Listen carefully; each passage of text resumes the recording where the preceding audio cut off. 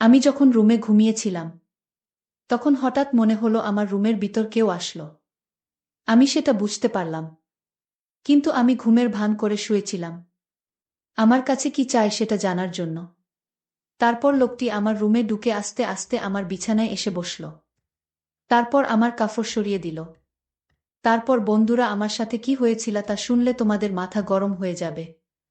তাহলে কথা না বাড়িয়ে মূল বিষয়টা শুরু করি। বিয়ের পর সংসার নিয়ে এতই ব্যস্ত হয়ে পড়েছিলাম, অনার্স ও কমপ্লিট করে উঠতে পারিনি।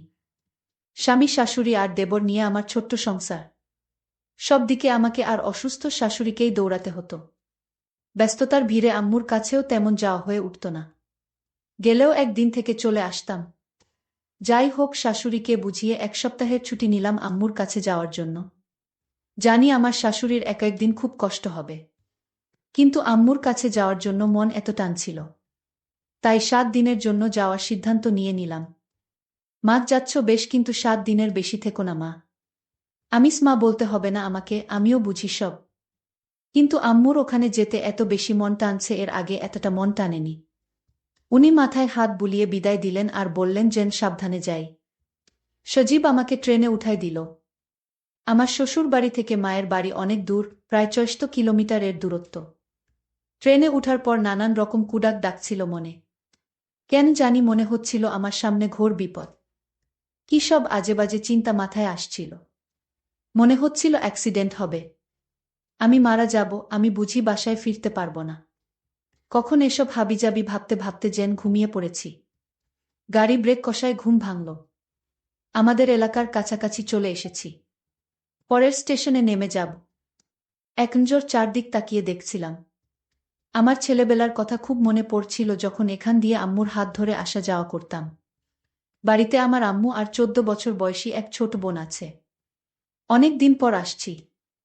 প্রতিবার আসার সময় অন্যরকম আনন্দ লাগে, কিন্তু এবার কেমন জানি লাগছে। কিছুই ভাল লাগছে না। সব কিছু অসহ্য লাগছে। চিন্তায় ভাটা পড়ল। ট্রেন থেকে নামার সময় হয়েছে। ট্রলি এক হাতে আর অন্য হাতে সাইড ব্যাগ নিয়ে হাঁটা শুরু করলাম অটো স্ট্যান্ডের দিকে। অটোতে উঠলাম, গন্তব্যস্থানের কথা বলতেই লোকটা কেমন চমকে উঠল। অটোওয়ালা আপা, সন্ধ্যা নেমে আসছে, তার উপর আপনি একা। ওই এলাকা এখন খুব বিপজ্জনক। এখন ওই এলাকায় ঢুকলে আমার ফিরতে রাত হয়ে যাবে। আমি ওই এলাকার ভেতর ঢুকব না। ওই এলাকার আগেই আপনাকে নামিয়ে দেব। কি সব আবোলতাবোল বলছেন? কিসের বিপদ? কই, আমি তো এরকম কিছুই শুনিনি। আমার আম্মু তো ফোনে আমায় এমন কিছু বলেনি। আপনার মাথা ঠিক আছে তো? অটোওয়ালা বলল, আপনাকে কেন বলছি গেলেই জানবেন। ওই এলাকায় খারাপ ফুলাইপান আছে। সন্ধ্যার পর পথে যাকেই পায় তাকেই ধরে নিয়ে যায়। তাই এখানে কেউ রাতে ঘর থেকে বের হয় না। অত কিছু বুঝি না, লাখ টাকা দিলেও এলাকায় যাব না। অনেক রাত হয়ে যাবে, সন্ধ্যার আগে ফিরতে হলে আপনাকে মাঝপথেই নামতে হবে। এদিক ওদিক তাকিয়ে দেখি আর কোন অটো নেই, কোনো রিকশাও নেই। সন্ধ্যা হতেও প্রায় ঘণ্টাখানেক বাকি। নিরুপায় হয়ে অটোতে উঠেই বসলাম ওনার শর্ত মেনে। অটোওয়ালা কথামত আমাকে মাঝপথে নামিয়ে দিল। বাধ্য হয়ে হাঁটা শুরু করলাম। সত্যি তো, রাস্তা একটা কাকপক্ষী পর্যন্ত নেই। আছে শুধু প্যাঁচার ডাক, থেকে থেকে দূর হতে কুকুরের ঘেউ ঘেউ আওয়াজ ভেসে আসে। ছোটবেলায় আঙ্কেলের সাথে মেলায় যেতাম। মেলা থেকে ফিরতে বেশ রাত হতো। তখনও দেখেছি কত মানুষের আনাগোনা। এরকম নীরব কখনো দেখিনি, সত্যি মনে হচ্ছে কোনো পরিত্যক্ত এলাকায় ঢুকে পড়েছি। এ এলাকায় যে মানুষ বসবাস করে তা বোঝার উপায় নেই। অনেকক্ষণ ধরে হেঁটে ক্লান্ত হয়ে পড়েছি। কিন্তু লোকটার কথাই ঠিক, এই এলাকার কেউ বের হয় না। কুছ তো গাড়বার হ্যায়। কিন্তু আম্মু আমায় কিছুই বলেনি এ ব্যাপারে। এমনকি আম্মু জানে আমি আসব। ফিরতে দেরি হচ্ছে, কিন্তু আম্মু তো টেনশন করছেন। মাঝে একবার ফোন দিয়েছিল। শুধু বলছে যেন সাবধানে আসি, এটা তো স্বাভাবিক একটা কথা। আগে স্কুলে থাকতে কোচিং থেকে ফিরতে একটু দেরি হলেই আম্মু এগিয়ে নিতে চলে আসত। কত টেনশন করত। সব কিছুই অদ্ভুত লাগছিল। হঠাৎ মনে হলো সামনে দিয়ে কেউ দৌড় দিল আর বল, রাক্ষস। রাক্ষস। আমি ফোনের আলো তার দিকে তাক করে বললাম, আমি রাক্ষস না ভাই। দাঁড়ান, ভয়ের কিছু নেই। লোকটা বেশ স্বস্তি পেল। ফোনের আলোতে দেখে মনে হলো 20 বছরের বয়সী এক ছেলে। কি ব্যাপার ভাই, তুমি এত রাতে বাইরে কেন? তুমি করেই বললাম বয়সে ছোট হবে তাই। ছেলেটি বলল। আপু আমারও সেম প্রশ্ন, আপনি একা এই রাতে, তাছাড়া চারদিকে ঘুটঘুটে অন্ধকার। আমিস আর বইল না, ঢাকা থেকে ফিরছিলাম। এমনি জ্যামে আটকা পড়ছিলাম, তবুও দেরি হতো না যদি পুরো পথ অটোতে আসতে পারতাম। হাঁটতে হাঁটতে রাত।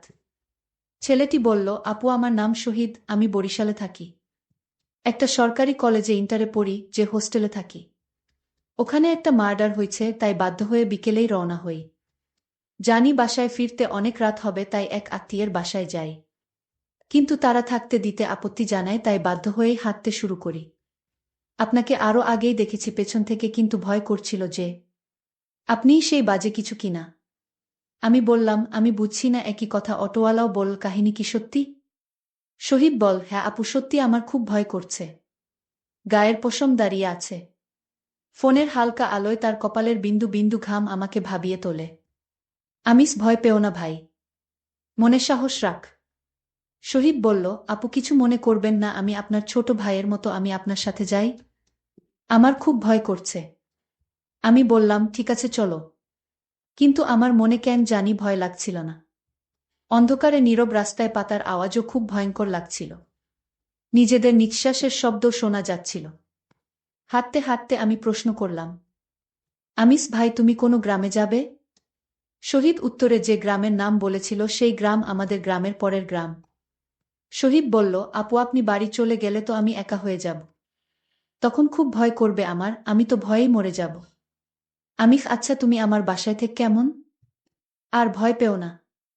হঠাৎ মনে হলো আমাদের দুজনের সাথে আরও কেউ হাঁটছে, এদিকে ফোনও অফ হয়ে গেল। এখন অন্ধকারে হাঁটব কি করে? ফোনে তো মাত্রই দেখলাম 50% চার্জ, এখন তো বন্ধ হবার কথা না।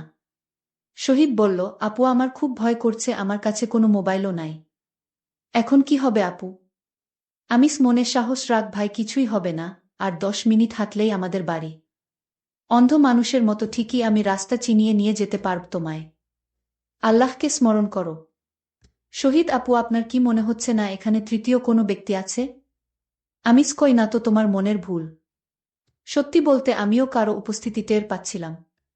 টের পাচ্ছিলাম আমাদের পেছনে কেউ হাঁটছে। আমি হাঁটার গতি বাড়িয়ে দিলাম। হঠাৎ মনে হলো সামনে চুল লম্বা কেউ এসে পড়ল। আমি জ্ঞান হারিয়ে ফেললাম। জ্ঞান ফেরার পর নিজেকে ঘরে আবিষ্কার করলাম। সামনে আম্মু আর ছোট বোন। ঘড়ির দিকে তাকিয়ে দেখি রাত 12টা বাজে। আম্মু, এই উঠতে হবে না। তোর ফিরতে দেরি দেখে তৃষা তোকে এগিয়ে আনতে যায়, গিয়ে দেখে তুই অজ্ঞান হয়ে আছিস। আমিস, ও এই রাতে বের হলো আর তুমি বের হতে দিলে? তার উপর কিছু বাজে ছেলে নাকি এসেছে এলাকায়। আর আমাকে তো তুমি বিয়ের আগে দিনেও কোথাও একা ছাড়তে না। আম্মুফ, এখনো তোর সেই পাল্লা দেওয়া অভ্যাস গেল না পাগলি? আমার বোনের দিকে তাকিয়ে দেখি ওর মুখে এক ঝলক হাসি। হঠাৎ শহীদের কথা মনে পড়ে প্রাণটা চমকে উঠল। আমিস, হ্যাঁ রে তৃষা, তুই কি আমাকেই শুধু পেয়েছিস? সাথে আর কাউকে দেখিসনি? তৃষা বলল, কই না তো, শুধু তুমিই ছিলে। পুরা রাস্তা খালি ছিল, কাকপক্ষীও ছিল না। আমার বুকের ভেতরটা কেমন চমকে উঠেছিল। ছেলেটা তাহলে ওই কারো শিকার হয়েছে। আর ঘুম আসছিল না। আম্মু আর তৃষা চলে গেল ওদের রুমে। আমার শুধু বারবার শহীদের কথাই মনে পড়ছিল। কান্না চলে আসলো চোখের কোণে। কাঁদতে কাঁদতে কখন যে ঘুমিয়ে পড়েছি টেরই পাইনি। মধ্যরাতে ঘুম ভাঙল। ঘরে কেমন একটা গন্ধে গা গুলিয়ে আসছিল। হঠাৎ কারো শব্দ শুনতে পেলাম ড্রয়িং রুম থেকে। এত রাতে আবার কে কি করছে ড্রয়িং রুমে? রাত এখন 2:30, শব্দটা ড্রয়িং রুম থেকে আসছে। আমার রুমের দরজায় বিয়ের আগে তারকাটা দিয়ে একটা ছিদ্র করে রেখেছিলাম, যাতে আমাকে দেখতে আসলে পাত্রকে এই ছিদ্র দিয়ে দেখতে পারি। সেই ছিদ্র দিয়ে উকি দিয়ে যা দেখলাম তা দেখার জন্য মোটেও প্রস্তুত ছিলাম না। আমার ছোট বোন আর শহীদকে দেখতে পেলাম ওই রুমে। আমি হঠাৎ না দেখার ভান করে শুয়ে পড়লাম। কিন্তু ও একটু সন্দেহ করেছে মনে হয়। মুখে আঁচল গুজে শুয়েছিলাম। দেখলাম ও আমার রুমে আসল আমাকে শুয়ে থাকতে দেখে চলে যাচ্ছিল। যাওয়ার পথে আরেকবার ফিরে তাকাল। আমি বুঝতে পারলাম আমি থাকাতে ওর অসুবিধা হচ্ছে। ও যদি টের পায় আমি ওর আসল রূপ জেনে গেছি, তাহলে আমাকেও ছাড়বে না। আর এই ব্যাপার নিয়ে আমাকে ঘাঁটতে হবে। এ বাড়িতে থাকলে আমি চিন্তা করব আর ওর চোখে ধরা পড়ে যাব। তাই আগে বাড়ি থেকে বের হতে হবে। আর চিন্তা করতে লাগলাম, আজ শহীদ আর তৃষা ওই রুমে কি করে তা আমি হাতে নাতে ধরব। সারা রাত জেগে পার করে দিলাম। ভোরবেলায় আম্মু আর তৃষার কথা কাটাকাটিতে ঘুম ভাঙল। ওনারা উভয় আস্তে আস্তে কথা বলছিল যাতে আমি না শুনি, কিন্তু আমি আড়ি পেতে শুনে নিলাম। আম্মু, তোর এই নোংরা অভ্যাস কবে শেষ হবে? আমি শুধু তোকে হারানোর ভয়ে চুপ করে আছি। তুই জানিস আমি তোকে নিজের চেয়েও বেশি ভালোবাসি। খুব স্বাভাবিকভাবে আম্মুর সাথে কিছুক্ষণ সময় কাটালাম, নাস্তা করলাম। তারপর আম্মুকে বললাম একটু হোস্টেলে যাব, আমার রুমমেটদের সাথে দেখা করে আসি। আমার ফ্রেন্ডরা আছে ওখানে। বিয়ের পর ওদের কারো সাথেই দেখা হয়নি। আম্মু কিছু একটা ভেবে একটা দীর্ঘশ্বাস ফেলে বল, যাও। একটা সাইড ব্যাগে 2টা 3 পিস আর টুকটাক জিনিস নিয়ে বের হলাম হোস্টেলের উদ্দেশ্যে। বাসা থেকে বের হয়ে হাঁটতে থাকলাম। এক মনে নিচের দিকে তাকিয়ে হাঁটছিলাম। পেছন থেকে কেউ ঐশী ঐশী বলে ডাকছে শুনছিলাম, কিন্তু কেন জানি সাড়া দিচ্ছিলাম না। চিন্তায় যেন অন্য জগতে হারিয়ে গেছি। এবার খুব কাছ থেকেই ডাক শুনলাম। চিন্তায় ভাটা পড়ল। খুব পরিচিত কারো কণ্ঠ, কিন্তু মনে করতে 5 সেকেন্ড লেগে গেছে, 2 বছর পর দেখে। শিরিন, কেমন আছিস তুই?